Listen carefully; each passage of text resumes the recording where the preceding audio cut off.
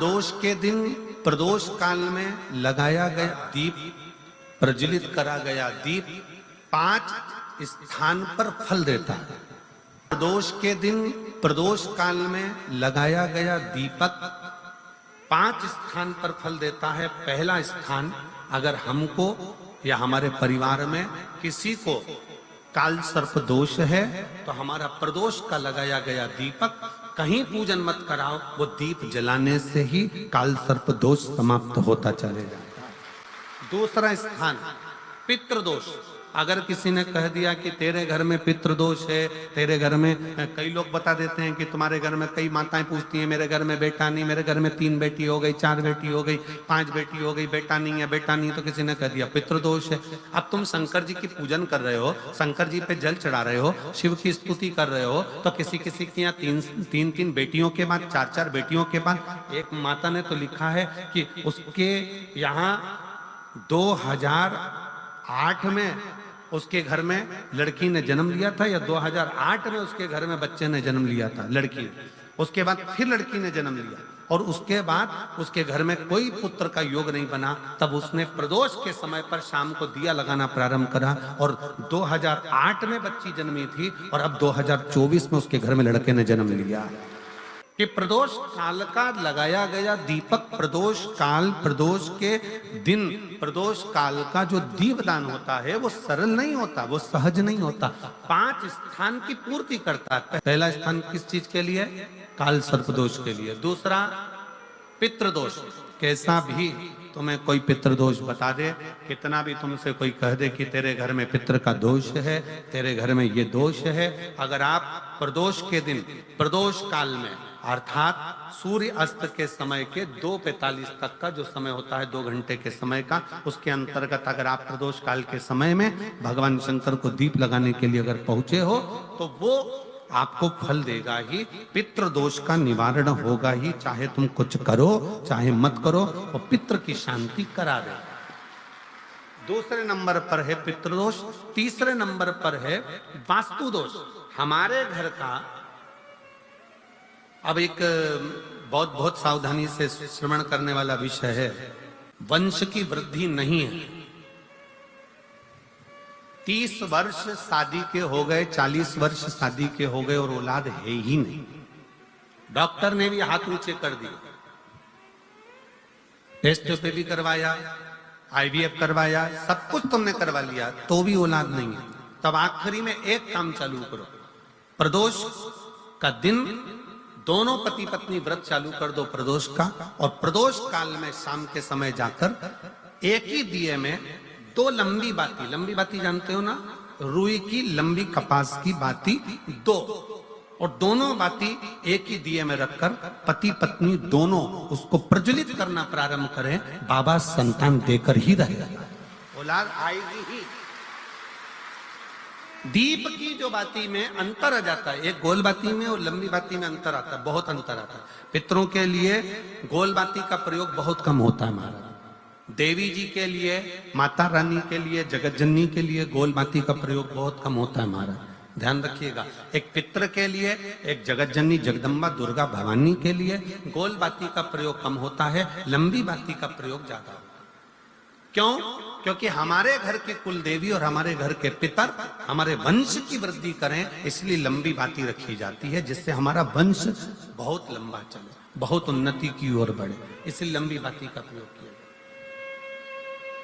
शिव महापुराण की कथा कहती है 5 जगह पर हमारा जलाया गया एक दीप जो प्रदोष के दिन प्रदोष काल में लगाया जाता है, 5 जगह पर भारी पड़ता है। पहले नंबर पर, जम के बोलते जाओ, काल सर्प दोष। दूसरे नंबर पर पितृदोष। तीसरे नंबर पर घर का वास्तु दोष। हमारे घर में कितना भी वास्तु दोष है, कोई ने कह दिया यहाँ बाथरूम नहीं बनना थी, यहाँ पर शौचालय नहीं बनना था, यहाँ सीढ़ी नहीं बनना थी, वो सीढ़ी वहां बनना थी, ये सीढ़ी वहां बनना थी। तुम पूरा घर तोड़वा के देख लो, उसके बाद में जैसा वास्तु वाले हैं वैसा करा कर देख लो, उसके बाद भी तुमको शांति नहीं मिले तो समझ लेना कि तुम्हारे घर में अब वास्तु दोष तो तुमने दिखाकर समाप्त कर लिया, फिर भी वो समाप्त नहीं हो रहा, तो प्रदोष काल का लगाया गया प्रदोष के समय का दिया आखिरी में वास्तु दोष को भी समाप्त कर देता है और उसमें भी फल प्रदान करता है।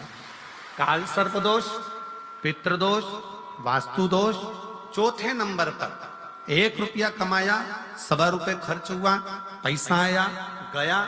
ये चौथे नंबर का व्यापार में थोड़े दिन दुकान अच्छी चली, थोड़े दिन बैठ गए, थोड़े दिन काम चला, थोड़े दिन बैठ गए, गाड़ी चली थोड़े दिन फिर बैठ गए, अर्थात हमारी फैक्ट्री थोड़े दिन चली फिर बैठ गए। कहीं ना कहीं तकलीफ, थोड़े दिन खाते थोड़े दिन रोते वाला चल रहा है। तो प्रदोष काल का, प्रदोष के समय का दिया इस दुख को समाप्त कर कर रेगुलर एक जैसी सांझी, एक जैसी लक्ष्मी की वृद्धि करते चले गए। प्रदोष काल का।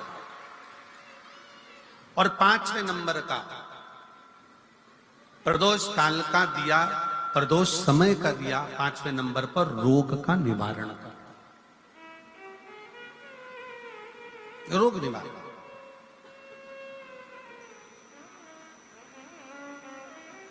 ये 5 स्थान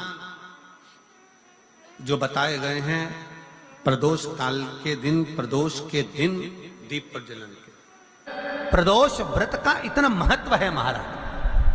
ये प्रदोष व्रत होता क्या है? प्रदोष व्रत का महत्व क्या है? शिव महापुराण की कथा कहती है शंकर भगवान का प्रदोष का व्रत, अर्थात चंद्रदेव को जो क्षय रोग हो गया, बीमार पड़ गए, शरीर गलकर नीचे गिरने लगा, तब देव ऋषि नारद ने भगवान चंद्र को शंकर भगवान के पूजन का विधान बताया। और पूजन करते करते त्रयोदशी तिथि आ गई, जिस त्रयोदशी के दिन चंद्रदेव ने सुबह से शाम तक कुछ नहीं खाया। शाम के समय सूर्य अस्त के पहले चंद्रदेव ने स्नान किया, श्वेत वस्त्र धारण करे, और श्वेत वस्त्र धारण कर कर चंद्रदेव शंकर के शिवलिंग की पूजन करने बैठ गए। शंकर भगवान के शिवलिंग की पूजन जब चंद्रदेव ने करी, हाथ में अक्षत लेकर चंद्रदेव ने शंकर को समर्पित करे, ओम उमापति नमः कहकर जब चंद्रदेव ने शिव को समर्पित करे, भगवान शंकर त्रयोदशी के दिन प्रदोष समय में, प्रदोष काल में प्रकट हो गए। और प्रकट होकर बोले, ऐ चंद्र, तुमने आज मेरा अनुरोधन किया है, आज मेरा स्मरण किया है, जाओ आज त्रयोदशी के दिन प्रदोष काल में मैं तुम्हारे शरीर को स्वस्थ करता हूं। तब से ये प्रदोष व्रत प्रारंभ हुआ है महाराज। किसने करा है प्रदोष व्रत? भगवान विष्णु ने करा था। जब घोड़े का मुंह लगा, हयग्रीव अवतार, लक्ष्मी जी हंस दी थी तो घोड़े का मुंह भगवान विष्णु का लगा, तब भगवान विष्णु ने प्रदोष व्रत करा था। भगवान विष्णु प्रदोष व्रत 11, 26 अवश्य करना चाहिए। या तो 11 करो या 26 करो, करना चाहिए। प्रदोष कोई साधारण सा व्रत नहीं है। प्रदोष कोई निम्नता व्रत नहीं है, सहजता का। एक एक प्रदोष का महत्व शास्त्र वर्णन करता, शिव महापुराण कहती है एक एक प्रदोष का महत्व, एक एक प्रदोष। सोमवार की अगर प्रदोष पड़ती है, बहुत ध्यान से सुनना महाराज, सोमवार की प्रदोष पड़ती है तो शंकर भगवान कैलाश पर निवास करते हैं। मंगलवार की प्रदोष पड़ती है तो शिव काशी में निवास करते हैं। बुधवार की प्रदोष पड़ती है तो शिव रजत भवन में निवास करते हैं। गुरुवार की प्रदोष पड़ती है तो शिव गंगा के स्थल पर निवास करते हैं। शुक्रवार की अगर प्रदोष पड़ती है तो शिव नीलकंठ पर विराजमान होते हैं। शनिवार की अगर प्रदोष पड़ती है तो शिव शमी के वृक्ष के नीचे रहते हैं। और रविवार की जब प्रदोष पड़ती है तो शिव बेलपत्र के पेड़ के नीचे निवास करते हैं। महाराज, ये एकादशी शंकर से कह रही है कि आपका स्थान ये नहीं कि आप कैलाश पर मिले, उस वार को, उस तिथि के दिन, उस अनुकूल।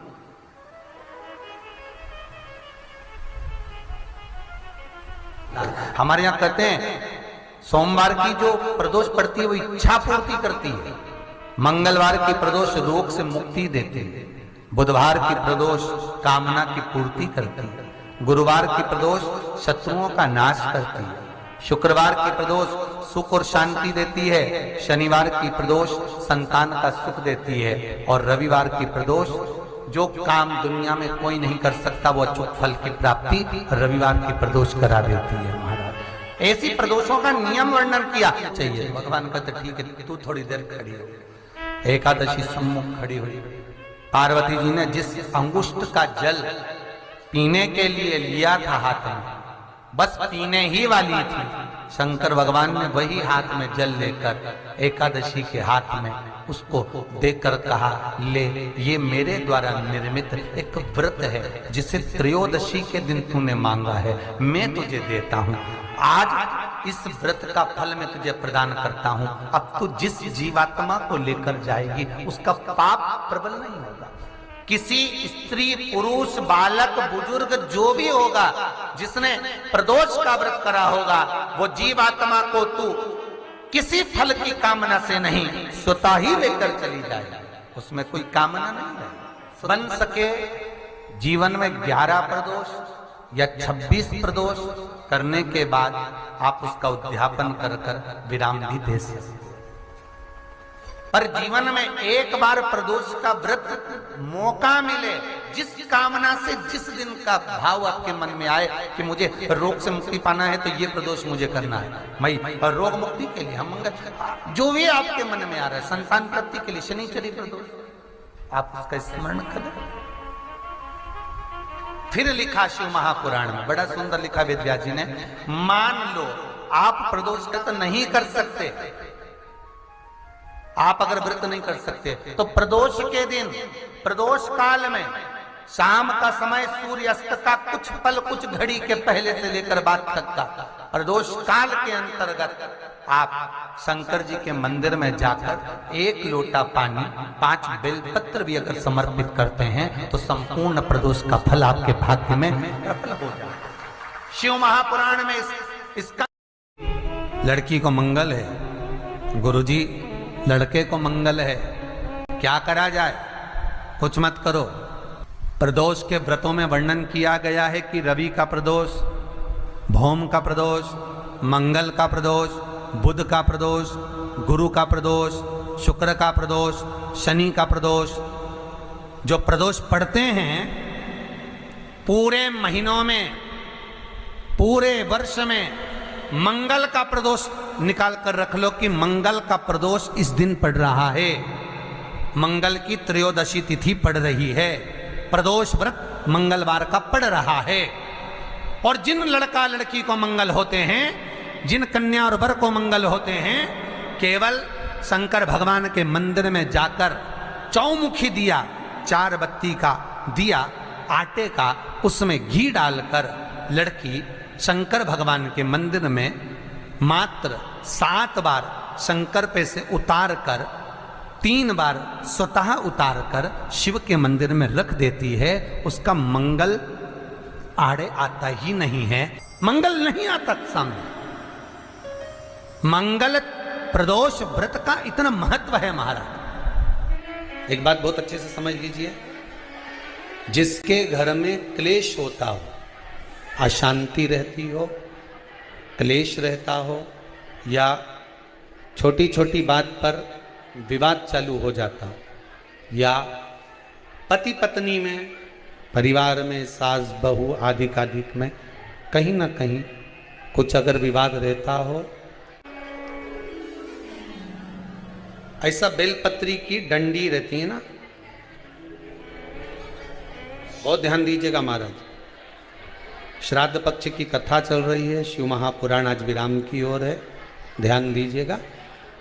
जैसे ये बेलपत्री की जो डंडी होती है, डंडी का जो भाग होता है बेलपत्री की, ऐसा बेलपत्री की 7 भाग ले लो, मतलब बेलपत्री 7 ले लीजिए। 7 बेलपत्र लेकर कच्चा जो सूत होता है ना, कच्चा सूत जो जानते हो पेड़ पौधे में माता लपेटती हैं, धागा जो होता है ना सफ़ेद कलर का कच्चा धागा जो बड़ में, पीपल में और आंवला आदि में लपेटा जाता है, कच्चा सूत, उसको शंकर भगवान और माता पार्वती का स्मरण कर कर नंदी के, जो नंदी होता है, नंदी के राइट भाग में नंदी का एक पांव ऊंचा होता है। आपने देखा होगा आगे का पांव ऊंचा होता है, बैठते समय नंदी का एक पांव ऊंचा, एक पांव नीचे की हो जाता है। तो नंदी का जहां पांव ऊंचा है उस ऊंचे पांव के पास में बैठना है। कच्चे सूत पर उस बेलपत्री के जो 7 गुच्छ हैं, 7 जो बेलपत्री के भाग हैं, 7 बेलपत्री हैं, उसको अपना नाम गोत्र स्मरण कर कर उस कच्चे सूत को लपेटना है। महाराज लाल कलर का चंदन उस बेलपत्री के पत्ते में जो अग्रभाग होता है, सबसे आगे का भाग, 7 में लाल चंदन लगाना है। महाराज उस चंदन को लगाकर आप प्रदोष के दिन, प्रदोष काल में शंकर भगवान को समर्पित अगर करते हैं तो जिस घर का गोत्र बोला है उस घर में कभी क्लेश नहीं हो सकता, वो शांति का अनुभव कर, उसमें क्लेश नहीं हो सकता। एक धागा होता है पक्का धागा, एक धागा होता है कच्चा धागा। बहुत ध्यान दीजिएगा महाराज, पक्के धागे से नहीं लपेटना सफेद। कच्चा जो धागा पीपल में, बड़ में या आंवला आदि में जो हम लोग लपेटते हैं पूजन करते समय, वो कच्चा धागा। और एक बात और आपको कहने, ध्यान दीजिएगा, अगर मान लो किसी पति पत्नी का तलाक तक की नौबत हो गई और तलाक नहीं कराना है, आपस में वापिस प्रेम बढ़ जाए, छोरी वापिस घर में रहे, बेटा उसको रखे, बहू रहे, आपस में प्रेम बढ़े, वो भले मायके चली गई हो, वो भले लड़का छोड़कर चले गया हो, अकेली रह रही हो और चाहती है कि मैं पति के साथ रहना है, तलाक नहीं होना चाहिए, हम दोनों में प्रेम रहे, वो संभाले मेरे को भी और मैं भी आदर करूं, वो भी आदर करे। तो मेरा निवेदन है, कच्चा जो सूत होता है, कच्चा जो धागा होता है, नंदी के ठीक पीछे बैठकर कोई साथ में आपके परिवार का कोई व्यक्ति चले जाए और हस्तकमल को, जिसको अपने परिवार में वापिस रहना है, उस स्त्री हो या पुरुष हो, दोनों में से कोई भी नंदी के पीछे बैठकर सोमवार की जिस दिन अष्टमी पड़े उस दिन नंदी के पीछे बैठकर हाथ को ऐसा बंद करना है, हाथ में एक बेलपत्री रखना है, सीधी सीधी बंद कर कर 7 बार उस हाथ पर कच्चा सूत लपेट देना है। उस सूत को वापस निकाल लेना है बेलपत्री के साथ, बेलपत्री के साथ में, और बेलपत्री को तो अपने पास में रखना। सबसे पहले माता पार्वती का जो हस्तकमल ऐसा होता है शिव मंदिर में, उस हस्तकमल में वो सूत जो आपके हाथ से निकला है वो उसमें डाल देना है, माँ जगत जननी से प्रार्थना कर कर, और जो बेलपत्री आपने संबंध को जोड़ने के लिए अपने हाथ में ली है वो शंकर भगवान के कटी भाग में, फिर निवेदन करूंगा कटी भाग को समझ लीजिए। ये शिवलिंग रखा है, जहां पर शंकर भगवान का शिवलिंग, माता पार्वती जी के हस्त कमल पर जो शिवलिंग रखा है, ये भाग कटी भाग कहलाता है। इस जगह पर जहां शंकर और पार्वती का मिलन हुआ है, उस जगह पर उस बेलपत्री को रख देना है। महाराज ज्यादा से ज्यादा 3-4 महीने लगते हैं, दोनों में वापिस प्रेम बढ़ जाता है, दोनों एक हो जाते हैं। तलाक तक बात चल भी रही हो तो वो तलाक समाप्त हो जाता है, प्रेम, करुणा, आसक्ति, स्नेह बढ़ जाता है। संबंध टूटने की कतार पर एक बार माता पार्वती को समर्पित तो करो अपना संबंध कि मां अब तुझे नहीं भाना। माना मैंने अपशब्द कह दिया होगा, माना मेरी गलती होगी, थोड़ी गलती उनकी भी होगी, पर दोनों की गलती है मां, अब इस संबंध को तुझे निभाना। जब कच्चा सूत माता के हाथ में रखो तब माता को विनती करना, इस संबंध की डोरी अब तेरे को दे दी। दीन बंधु दीनानाथ मेरी डोरी तेरे, अब ये डोरी मैंने तुमको दे दी है, अब ये संबंध आपको निभाना है, अब ये संबंध मेरा। एक प्रयोग जरूर कर कर देखना, जिस दिन घर में क्लेश हो रहा हो, भाइयों में आपस में झगड़ा हो रहा हो, देवरानी जेठानी में झगड़ा हो रहा हो, सास बहू में झगड़ा हो रहा हो और शांति हो ही नहीं रही, बहुत प्रयास कर लिया तुमने कि शांति नहीं हो रही, तो प्रयास करो, प्रदोष के दिन एक बेलपत्र लीजिए,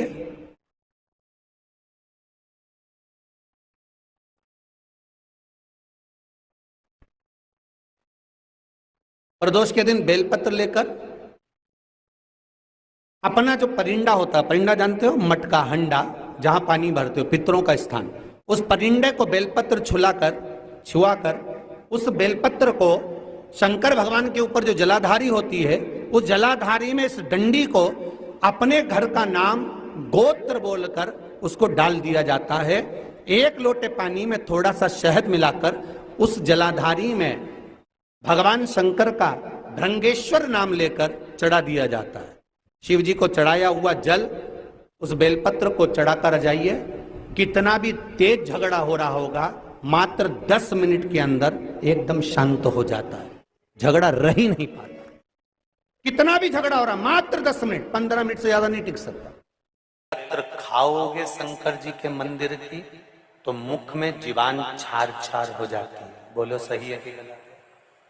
प्रतिदिन बेलपत्र खाओगे शंकर मंदिर की तो मुख में कई बार छाले भी पड़ जाते हैं। सत्य है कि गलत है?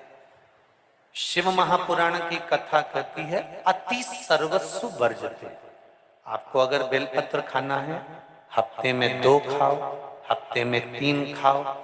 मुंह में अगर छार छार हो रहा है, छाले पड़ रहे हैं, तो बेलपत्र को, शिवजी की चढ़ी हुई बेलपत्र को सुखाकर चूरा बनाकर इतनी सी चुटकी भर खा लिया, पानी पी लिया।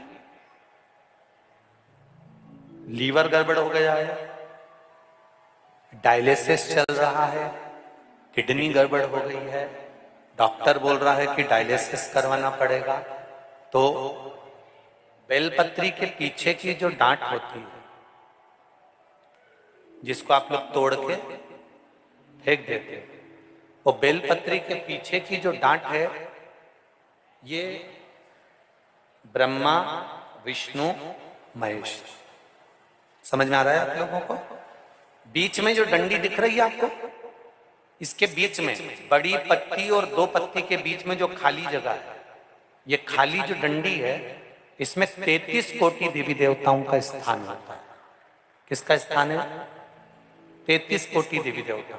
इसलिए बेलपत्र चढ़ाते समय बेलपत्र को इस जगह से पकड़कर समर्पित किया जाता है कि 33 कोटि देवी देवताओं का स्पर्श कर कर, ब्रह्मा विष्णु महेश का स्पर्श कर कर चढ़ाया जाता है। बेलपत्री के नीचे की जो डंडी होती है, ये 2 पत्ती से लेकर नीचे का जो भाग होता है, ये स्कंद पुराण कहती है, इसमें 64 योगनियां और मेरी माता पार्वती का संपूर्ण जितनी शक्तियां हैं, वो सारी शक्तियां इस डंडी के अंदर विराजमान होती हैं।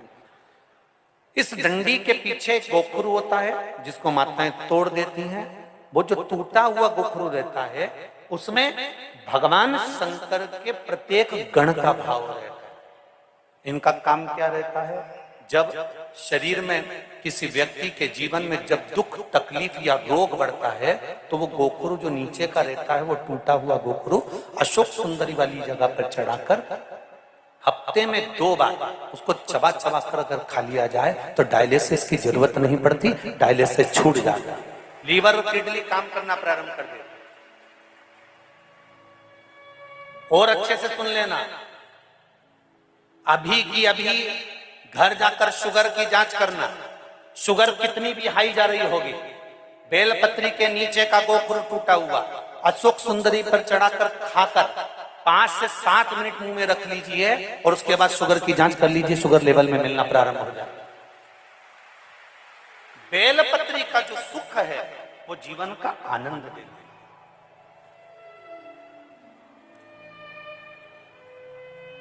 साधारण नहीं है बेलपत्र।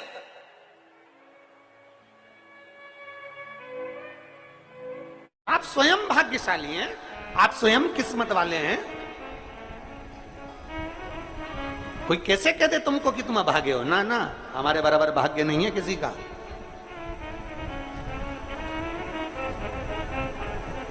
तुम्हारी ग्रह खराब है, तुम्हारे ग्रह खराब है। शंभेश्वर महादेव का नाम 7 कनेर के पुष्प, कितने? 7 कनेर मालूम है? ये रोड पर जो जाते हो डिवाइडर में पीला पीला फूल लंबा, जो कि पशु पक्षी कोई नहीं खाता, जहरीला फूल माना जाता है। कनेर के 7 फूल, एक बेलपत्र। जिस समय पर कनेर का फूल बेलपत्र के साथ चढ़ाया जाएगा तो 7 कनेर के पुष्प सीधी बेलपत्र पर आपको रखना, 2-3 प्रदोष कर कर देखना। अगर कोई आपसे कहे कि आपका भाग्य ठीक नहीं चल रहा, आपकी किस्मत ठीक नहीं चल रही, आपके ग्रह ठीक नहीं चल रहा है, आप भाग्यशाली नहीं हो, पहले तुम वहां से उठ जाओ, उसके बाद में देवाधिदेव महादेव के पास 7 कनेर के पुष्प एक बेलपत्र में रखकर नंदीश्वर के पास में बैठकर श्री शिवाय नमस्तुभ्यम बोलकर अशोक सुंदरी वाली जगह पर स्पर्श कराकर भगवान शंकर पर 7 फूल के साथ बेलपत्री की डंडी अशोक सुंदरी की साइड हो, ऐसा स्मरण करते हुए शिव को समर्पित कर दे। वही बेलपत्री 5 बार नमः शिवाय या पंचाक्षर मंत्र, षडाक्षर मंत्र या श्री शिवाय नमस्तुभ्यम बोलकर वही बेलपत्री 3 प्रदोष, 4 प्रदोष, 5 प्रदोष, 2 प्रदोष, जितने प्रदोष आप चढ़ा रहे हैं प्रदोष काल में, वो बेलपत्री लाकर अपने कक्ष में अपने पूजन वाले स्थान पर रखते जाओ। एक बेलपत्री एक प्रदोष पर लाओगे, अगला प्रदोष आएगा, कितना अंतर पड़ता है आपके भाग्य बदलने में, आपको खुद मालूम पड़ जाएगा कि आपकी किस्मत कैसे बदल रही है। मेहनत आपको करना है, परिश्रम आपको करना है, लगन आपको लगाना है, और बेलपत्री और कनेर का पुष्प शिव को चढ़ाना। चालू करो प्रदोष चढ़ाना, चढ़ाओ शिव शंकर का भजन। यहां नहीं चढ़ा सकते, अपने घर पर चढ़ाओ, अपने शिवालय में चढ़ाओ, अपने देवालय में चढ़ाओ, अपने नजदीक में जो शंकर मंदिर वहां चढ़ाओ, आराधना शिव की। कोई कह दे तुमसे कि ये ठीक नहीं, प्रथम आप ये जो कनेर के फूल चढ़ाओगे ना, इसमें श्रंभेश्वर महादेव का भाव होना चाहिए। श्रंभेश्वर महादेव, फिर से एक बार बोलो, कौन से महादेव? श्रंभेश्वर। और फिर एक निवेदन, मान लो कि डॉक्टर कह दे कि बच्चे की धड़कन नहीं आ रही है, श्वास नहीं आ रही है, या शरीर पूरा नहीं है गर्भस्थ बच्चे का, तो उस समय पर भी 7 पुष्प कोई से भी, 7 बेलपत्र अशोक सुंदरी वाली जगह पर एक एक कर कर बेलपत्र, एक बेलपत्र एक पुष्प अशोक सुंदरी वाली, एक बेलपत्र एक पुष्प अशोक सुंदरी वाली जगह पर चढ़ा दीजिए, और एक बेलपत्र उसमें से एक पुष्प लेकर अपने घर चाहिए, और 15 दिन के बाद वापिस उस बच्चे की सोनोग्राफी जांच डॉक्टर के कहने से कराइए। बाबा उस बच्चे की धड़कन, श्वास और शरीर पूरा देगा। श्रंभेश्वर महादेव में श्रंभेश्वर महादेव का जब नाम लिया जाता है तो 33 कोटि देवी देवताओं का एक साथ नाम उच्चारण हो जाता है। 33 कोटि देवताओं। श्रंभेश्वर, बोल श्रंभेश्वर महादेव की जय। श्रंभेश्वर भगवान का स्मरण किया है। प्रदोष के दिन यदि पीला जो कनेर का जो फूल होता है, पीला भी होता है और एक श्वेत भी होता है, 2 कनेर होते हैं, दोनों में से कोई भी कनेर आज भी अगर प्रदोष के दिन बाबा की कहीं कावड़ लेकर जा रहे हो, या बाबा को कावड़ चढ़ा रहे हो, या 2 लोटा जल अपने नजदीक में चला रहे हो, तो कनेर का पुष्प आज भी चढ़ाया जाता है शिव जी को। क्यों चढ़ाते हैं? उसका कारण ये होता है कि हमारे पूर्व का जो जन्म है उसमें हमसे बहुत गलतियां हुई होगी। बाबा, हो सकता है उसके कारण बस हमको आज दुख देखना पड़ रहा है, आज तकलीफ भोगना पड़ रही है, आज बीमारी, आज रोग हो जाता है। तो उस रोग से मुक्ति एक दिल से जो मांगो, हमारे पूर्व का कोई कर्म होगा तो बाबा उसको समाप्त करे, हमारे पूर्व का किया हुआ बेकार कर्म समाप्त करे और हमको अच्छा करे, हमारे मन के मनोरथ पूर्ण करे, ऐसी कृपा करे बाबा। शिव के मंदिर में कभी मौका लग जाए, आपके घर में हो कनेर, आपके आसपास में कहीं लगा हो, तो वहां से लेकर शिव का श्रृंगार, शंकर का श्रृंगार भी कनेर से कर सकते हो। शिव का शंकर का बच्चा हो, बूढ़ा हो, जवान हो, वृद्ध हो, बीमार हो, दुखी हो, तकलीफ हो, कष्ट हो, सुखी हो, कैसा भी हो, अगर कोई सावन के महीने में पार्थिव लिंग का निर्माण कर लेता है या सावन से हटकर भी पार्थिव लिंग का निर्माण कर लेता है, उसको बार बार जन्म नहीं लेना पड़ता। मृत्यु में बार बार जन्म, बार बार मृत्यु से छूट जाता।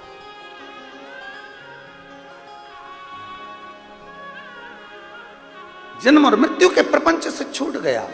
मेरी जीजियों, मेरे जीजाओं, मेरी बेटियों, बेटाओं, मेरी माताओं, मेरे भाई, मेरे बांधव, अपने को भी अगर गलत विचार आते हो, पूजन के समय पर पाठ करते करते गलत जगह पर अपना मन जा रहा हो, तो 5 प्रदोष, एक कटोरी में 1 चम्मच घी गाय का, देसी गाय का 1 चम्मच घी, 1 चम्मच भी ना हो तो आधी चम्मच घी, आधी चम्मच भी अगर घर में ना हो तो 2 बूंद घी, 2 बूंद भी ना हो तो देसी गाय का 1 बूंद घी अपनी हथेली में मध्य में लगाकर, जो शंकर भगवान का,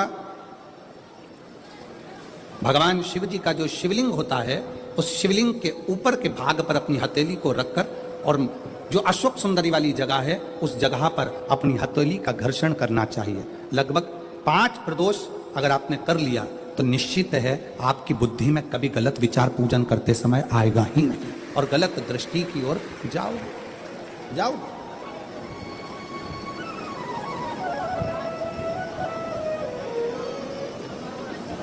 वेद लक्षणा गाय, देसी गौ माता का घृत जीवन को एक आनंदता देता है। आनंद।